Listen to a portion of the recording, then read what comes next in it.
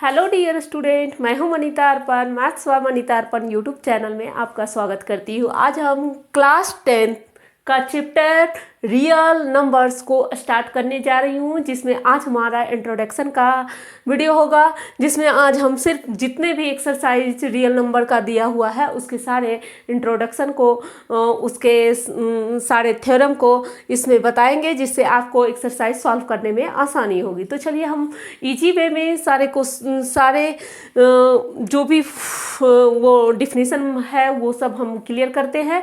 तो सबसे पहले हम रियल नंबर पढ़ने के पहले हम जानेंगे कि रियल नंबर के पहले और हमारे कौन कौन से डिफिनेशन थे जो कि इसमें इंक्लूड है। तो चलिए हम देखते हैं सबसे पहले नेचुरल नंबर को। तो नेचुरल नंबर आप जिससे पहले ही आप इसको पढ़ चुके हैं, जिसमें है नेचुरल नंबर में काउंटिंग नंबर 1 2 3 ETC और नॉन एज नेचुरल नंबर, यानी कि जितने भी आज तक हमने काउंट किए हैं, जैसे 1 2 3 4 जहाँ तक आप कर सकते हैं, वो सारे हमारे किस में आते हैं? नेचुरल नंबर में आते हैं। और इसे the set of natural number is denoted bye n, और इसे किससे डिनोट करते हैं? कैपिटल n से डिनोट करते हैं, यानी इक्वल टू 1 2 3 4 डॉट डॉट। ठीक है, तो अब हम नेचुरल नंबर कैसे सीखेंगे? नेचुरल नंबर जो भी हम काउंट करते हैं, जितने भी काउंटिंग का नंबर होता है, वो सारे हमारे नेचुरल नंबर में आते हैं। ठीक है, अब है होल नंबर। होल नंबर किसको कहते हैं? तो बस नेचुरल नंबर में ही अगर उसको जीरो को ऐड कर देते हैं तो हमारा वो होल नंबर बन जाता है। यही कहता है कि all counting number along with zero are called whole number, it is denoted by W। अगर हम काउंटिंग के सभी नंबर को में जीरो को ऐड करते हैं तो वो कहलाता है हमारा होल नंबर, जिसे हम W से इंडिकेट करते हैं। जहाँ से काउंटिंग की नंबर 1 2 3 4 डॉट डॉट था, उसमें क्या ऐड कर दिए? जीरो। नेक्स्ट है हमारा इंटीजर्स। इंटीजर्स किसे कहते हैं? तो all counting number negative positive along with zero is called integer. अब क्या है कि जितने भी काउंटिंग नंबर है, लेकिन वो निगेटिव हो या पॉजिटिव हो, जीरो को भी साथ में रखने के बाद जो हमारा नंबर प्राप्त होता है, मिलता है, वो हमारा इंटीजर्स कहलाता है। इट इज डिनोटेड बाय आई और जेड। तो आई और जेड को इंडिकेट करते हैं। अब इसमें कहीं कहीं आपको क्वेश्चन में लिखेगा आई प्लस, यानी कि पॉजिटिव इंटीजर है, या फिर आपको लिखेगा आई माइनस, निगेटिव इंटीजर्स है, और जेड प्लस भी लिखा तो वो भी पॉजिटिव इंटीजर का इंडिकेटर डिनोट कर रहा है, और जेड माइनस भी कर रहा है तो ये भी निगेटिव इंटीजर्स को डिनोट कर रहा है। अब इसमें से आई इक्वल टू या लिख सकते हैं ये, या फिर जेड इक्वल टू लिख सकते हैं डॉट डॉट -2 -1 0 1 2 3। ठीक है, नेक्स्ट हमारा है रेशनल नंबर। तो रेशनल नंबर किसको कहते हैं? तो any number is the form of P upon Q where P and Q are integers, यानी जितने भी P बाई Q के फॉर्म में आते हैं वो सारे नंबर हमारा क्या कहलाते हैं? रेशनल नंबर कहलाते हैं, जहाँ P और Q क्या है? हमारा इंटीजर्स है। ठीक है, और याद रखेंगे कि इसमें जो P अपॉन Q है, Q जो हमारा डिनोमिनेटर है, वो कभी भी जीरो के इक्वल नहीं होना चाहिए, इसीलिए लिखे and Q is not equal to zero is a rational number. ठीक है, क्यों ऐसा करते हैं? क्योंकि सपोज हम 1/2 लिए, 1/0 लिए, और ये जीरो के इक्वल आ गया, तो यहाँ पर ये इन्फिनिटी हो जाएगा, क्योंकि 1/0 समथिंग अपॉन जीरो हमेशा इन्फिनिटी होता है। इस चीज को याद रखेंगे। ठीक है, तो इसीलिए जब भी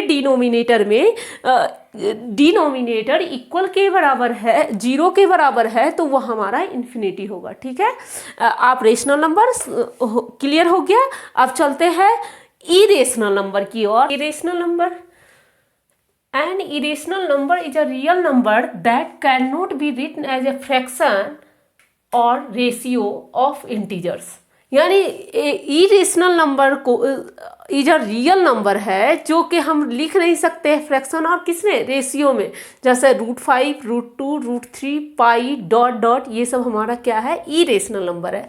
अब चलते हैं रियल नंबर की ओर। जो हमारा चैप्टर है वही रियल नंबर अब किसको कहते हैं? तो देखिएगा, a real number is any positive or negative number, this include all integers and all rational number भी लिख सकते हैं, एंड रेशनल नंबर, ठीक है।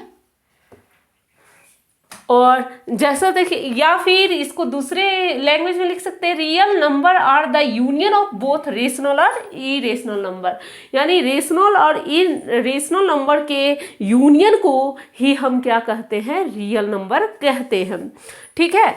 This number can be expressed on a number line, हम इसको नंबर लाइन पर दिखा सकते हैं, ठीक है।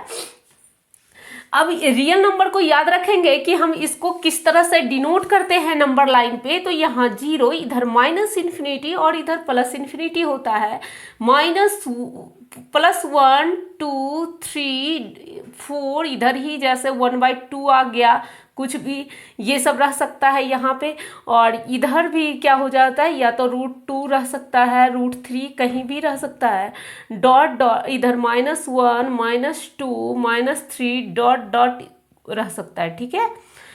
तो ये हमारा इस तरह से नंबर लाइन पे इसे हम प्रेजेंट कर सकते हैं, शो कर सकते हैं, ठीक है। तो चलिए हम अब देखते हैं, इसमें आपको अब आ जाएगा प्राइम नंबर, क्या रहेगा, प्राइम नंबर, को प्राइम नंबर और क्या कंपोजिट नंबर, तो उसे भी हम थोड़ा सा देख लेते हैं किसे कहते हैं। तो प्राइम नंबर क्या है हमारा, a number which have only 2 factors 1 and itself, वैसे नंबर जिसका सिर्फ और सिर्फ 2 फैक्टर्स हो, 1 हो और वह खुद हो, ठीक है, इट सेल्फ। तो देखिए यहाँ पे जैसे कि सपोज जैसा 2 है, 3 है, 4 नहीं लेंगे, 5 ले सकते हैं। क्यों ऐसा लेंगे, क्योंकि देखिए यहाँ 2 का जो फैक्टर तोड़ेंगे, फैक्टर प्राइम फैक्टर जो हमारा होगा 1 और 2 होगा, 3 का भी 1 और 3 होगा, 5 का भी 1 और 5 होगा, ठीक है। तो जो भी ऐसे नंबर है जिसका 1 और वही नंबर सिर्फ उसका प्राइम फैक्टर हो, वो हमारा क्या कहलाता है, प्राइम नंबर कहलाता है, ठीक है। अब आता है को प्राइम नंबर, तो को प्राइम नंबर को भी उसी तरह से डिनोट करेंगे। Coprime number are pairs of numbers that do not have any common factors other than 1, यानी कि जो भी हमारे पेयर में नंबर है, वो जो है उसका जो कॉमन फैक्टर है वो 1 के अलावा कुछ भी नहीं होना चाहिए। जैसे सपोज 3 लेते हैं और 6 लेते हैं, सॉरी 3 और 6 और 9 ले लीजिए, तो इसका कॉमन फैक्टर जो हमारा होगा 1 होगा, 3 भी 2 भी होगा और 3 भी होगा, और इसमें 1 होगा, 3 होगा, 3 होगा, ठीक है। तो हम क्या देख रहे हैं, 1 भी इसका कॉमन है और 3 भी कॉमन है, तो ये हमारा क्या होगा, को प्राइम नंबर नहीं होगा। यही तो बोल रहा है कि को प्राइम नंबर में, coprime number are pairs of number that do not have any common factor other than 1, 1 से अधिक उसका कॉमन फैक्टर नहीं होना चाहिए। तो जैसे 4 7, इसका देखिए जब हम प्राइम फैक्टर तोड़ेंगे तो 1 और 4 मिलेगा, ये भी हमारा 1 और 7 मिलेगा, इसके अदरवाइज कुछ नहीं मिलेगा। और यहाँ भी 1 5, यहाँ आ जाएगा हमारा 1 2 और 3 आ जाएगा, ये हमारा 1 7, तो यहाँ कॉमन जो फैक्टर है सिर्फ 1 है, ठीक है। तो ये हमारा क्या कहलाएगा, को प्राइम नंबर कहलाएगा, ठीक है।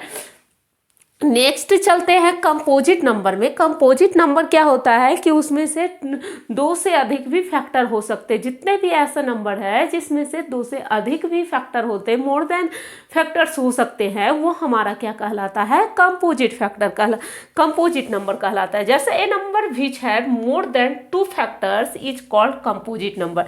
जैसे 4 को हम लोग क्या लिखेंगे, 1 2 और 2, यहाँ भी हमारा क्या है 1 2 और 3। तो देखिए क्या है, 2 कॉमन, इसमें कितने फैक्टर बन रहे हैं, 3 1 2 3 ऐसे कितने फैक्टर बन रहे हैं, इसका 3 फैक्टर बन गया है। इसीलिए ये सारे जो है जिसका 2 से अधिक फैक्टर बन रहे हैं वो सारे नंबर हमारा क्या कहलाएगा, कंपोजिट नंबर कहलाएगा, ठीक है।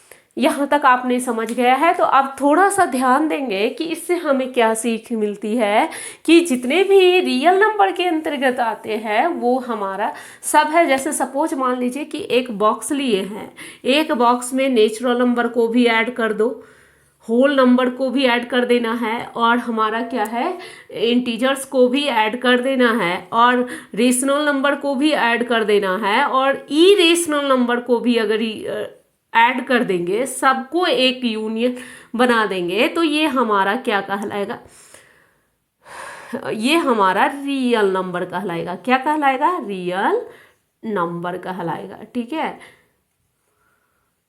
कोई डाउट?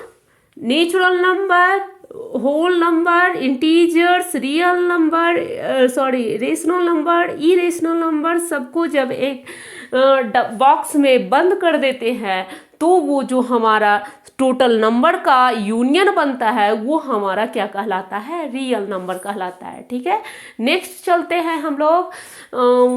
अब देखेंगे कि इसके आगे फंडामेंटल थ्योरम पढ़ना है, वो क्या है वो हम आगे देखते हैं नेक्स्ट पेज पे। देखते हैं फंडामेंटल थ्योरम ऑफ अर्थमेटिक। तो फंडामेंटल थ्योरम ऑफ अर्थमेटिक में क्या है कि every composite number can be written as a product of primes each one and only one way. यानी प्रोडक्ट ऑफ प्राइम्स यानी प्राइम फैक्टर्स जो हमारा होगा वो हमारे फंडामेंटल थ्योरम ऑफ अर्थमेटिक से होगा।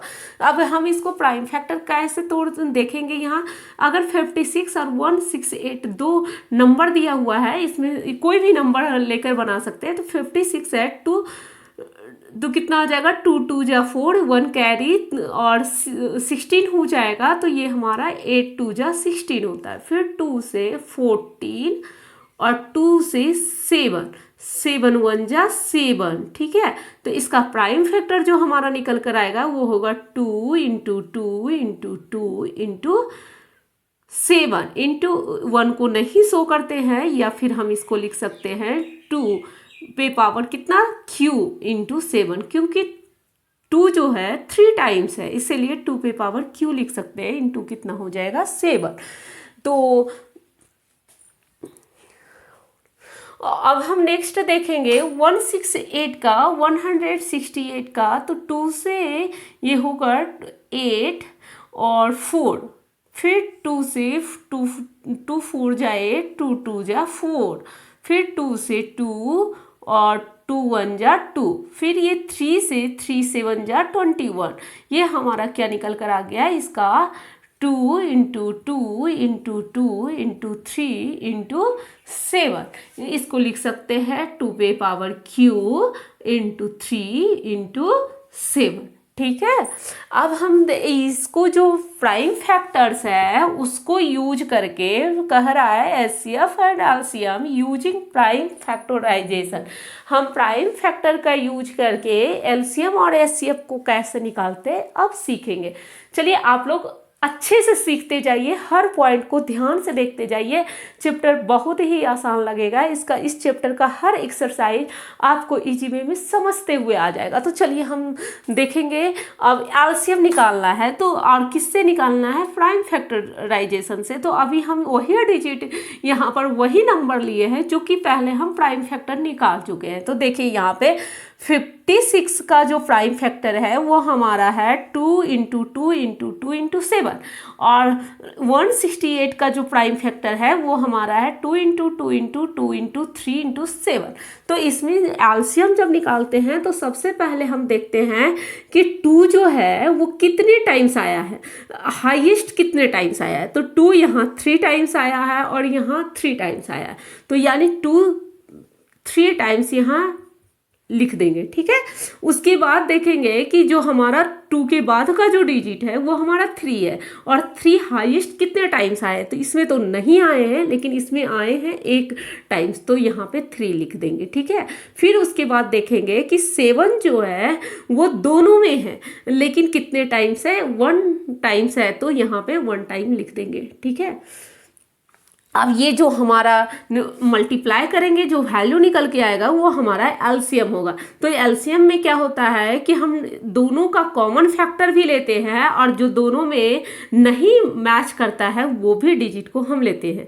तो जैसे इसमें कॉमन फैक्टर क्या था 2 2 2 7 और यहाँ भी और इंटू 3 भी था, क्योंकि 2 इंटू 2 इंटू 2 इंटू 7 तो इसमें भी है इसमें भी है, लेकिन एक एक्स्ट्रा डिजिट जो है हमारा 3 है तो हम 3 भी ले लिए। ठीक है, अब इसको जब मल्टीप्लाई करेंगे तो कितना आ जाएगा देखेंगे, वो हाँ 7 3 जा 21, 21 2 22, 21 2 जा 42, और 42 2 जा कितना हो जाएगा 4 टू जा 8, फिर 2 से 4 टू जा 8, 8 टू जा 68, 16, तो 168, 168 आ गया। ठीक है, अब एचसीएफ लिखेंगे तो एचसीएफ कैसा निकलता है, कॉमन फैक्टर सिर्फ लेते हैं इसे कि एलसीएम में हमने क्या किए, एलसीएम में जो हमारा फैक्टर था प्राइम फैक्टर, उसमें से कॉमन फैक्टर जो दोनों में है वो तो लिए ही है,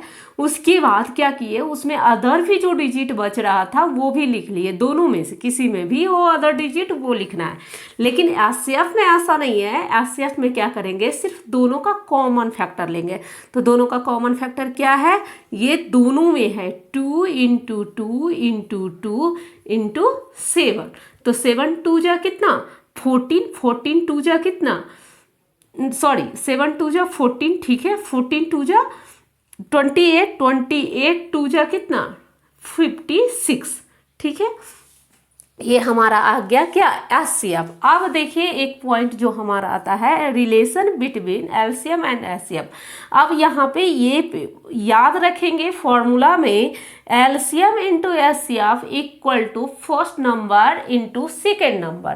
ठीक है, तो यहाँ भी मान लीजिए सपोज आपको एलसीएम भी दे रखा है, एचसीएफ भी दे रखा है और सेकेंड नंबर भी दे रखा है, आपको फर्स्ट नंबर फाइंड करना कह रहा है, तो क्या करेंगे इसमें एग्जांपल में, जैसे एलसीएम दे रखा है, जैसे अभी सपोज निकाले 168 और एचसीएफ निकाले 56, ओके, या फिर एचसीएफ ही मान लीजिए, सपोज एचसीएफ ही आपको फाइंड करने कह रहा है, तो हम एलसीएम फर्स्ट नंबर दे रखा है, फर्स्ट नंबर है 56 और सेकेंड नंबर हमारा दे रखा है, कितना है सेकेंड नंबर 168, आपको एचसीएफ फाइंड करने कह रहा है, एचसीएफ इक्वल टू व्हाट, तो क्या करेंगे इसमें सेट कर देंगे, तो एलसीएम कितना है 168 इनटू एचसीएफ कितना है, एचसीएफ को निकालना है, फाइंड करना है, इक्वल टू फर्स्ट नंबर 56 और एक सेकेंड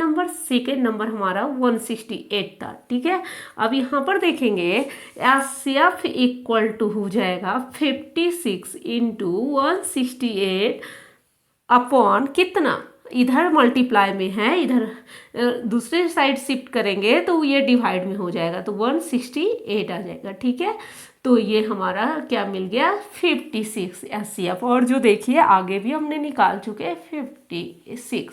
ठीक है, अब इसमें एक टॉपिक और है,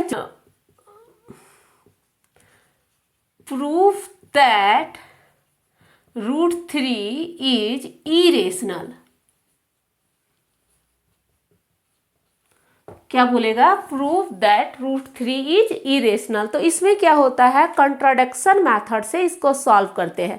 कंट्राडिक्शन मेथड क्या बोलता है कि कंट्राडिक्शन मेथड में उल्टा लेकर चलते हैं, जैसा इरेशनल है तो रेशनल मानकर चलेंगे, और रेशनल नहीं लाना है, अगर रेशनल नहीं आ गया तो कंफर्म है कि वो इरेशनल ही आएगा। ठीक है, तो हम इसमें क्या करते हैं, जब इसको सॉल्व करते हैं, सपोज यहाँ पे √3 की जगह पे √5 हो, √2 हो, कुछ भी है हम वैसे ही निकालेंगे।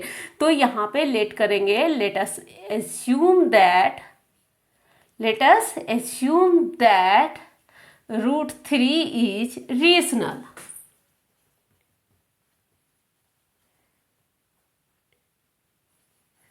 इरेशनल, ठीक है, तो √3 इज इरेशनल। तो इरेशनल नंबर में हमने क्या, इसीलिए हो जाएगा √3। अब रेशनल नंबर कैसा होता है, a अपॉन b के फॉर्म में इसको लिख सकते हैं, a एंड b इज को prime number, a and b is को प्राइम नंबर, को प्राइम। ठीक है, अब यहाँ पे देखेंगे क्या करेंगे, इसको ये समझ लीजिए कि ये आपका थ्योरम के टाइप से है, इसे थ्योरम के अनुसार से देख लेंगे, सारे क्वेश्चन को इसी पे सॉल्व करेंगे, ये आसानी से बनते चला जाएगा। कहाँ, जहाँ इरेशनल ही प्रूफ करना है और कोई भी उसमें रियल नंबर या कुछ भी नहीं है, डायरेक्ट वो इरेशनल नंबर। आप कहीं दे दिया 5 प्लस √3 इस टाइप का, तो इसमें रेशनल और इरेशनल नंबर है, वहाँ पे हमको इसको इरेशनल मानना ही नहीं है, हमको पहले ही शो कर देना है कि ये हाँ रेशनल नंबर होता ही है। ऐसा क्वेश्चन बाद में सॉल्व कराएंगे, पहले हम सिर्फ और सिर्फ जहाँ रेशनल है, इरेशनल है, उस क्वेश्चन को सॉल्व करने का कोशिश करेंगे। और ये एग्जाम में बहुत ही इंपॉर्टेंट है। इस टाइप का क्वेश्चन जरूरी नहीं है √3 √2 भी दे सकता है, √5 भी दे सकता है, डजंट मैटर, कुछ भी दे सकता है। तो हम ऐसे में क्या करेंगे, इसको सॉल्व करने का सबका एक ही मेथड होगा जो इस तरीका से आप सॉल्व करेंगे। √3 = a/b, क्यों? क्योंकि हम यहाँ पे √3 को क्या मान चुके हैं, रेशनल नंबर माने, तो रेशनल नंबर a/b के फॉर्म में होता है। a और b क्या है, को प्राइम नंबर है। अब यहाँ पे ये डिवाइड में है, इस साइड शिफ्ट करेंगे तो वो मल्टीप्लाई में हो जाएगा, तो √3 b = कितना, a। अब इसको रूट को हटाने के लिए हमें हमेशा स्क्वायर करना पड़ता है, तो लिखेंगे स्क्वायरिंग बोथ साइड, ठीक है, या इसको इक्वेशन फर्स्ट मान लीजिए। तो स्क्वायरिंग जब बोथ साइड करेंगे तो √3b का होल स्क्वायर = a², √3 का स्क्वायर 3 और b² = a²। अब यहाँ पर देखेंगे क्या हो गया, a² जो है वो क्या हो गया, 3 के डिविजिबल में है। किसके डिविजिबल में है, 3 के डिविजिबल में है। तो इसको हम लिख सकते हैं a² इज डिविजिबल बाय 3। यहाँ पर ध्यान देंगे, अगर कोई भी डिजिट, जैसे मान लीजिए कि 9 है, ये क्या है, 3 का स्क्वायर के फॉर्म में है, ये अगर 3 से डिविजिबल है तो कंफर्म है कि इसका a भी जो होगा वो 3 का क्या होगा, डिविजिबल होगा। तो इसलिए हम लिख सकते हैं, इसलिए a is also divisible by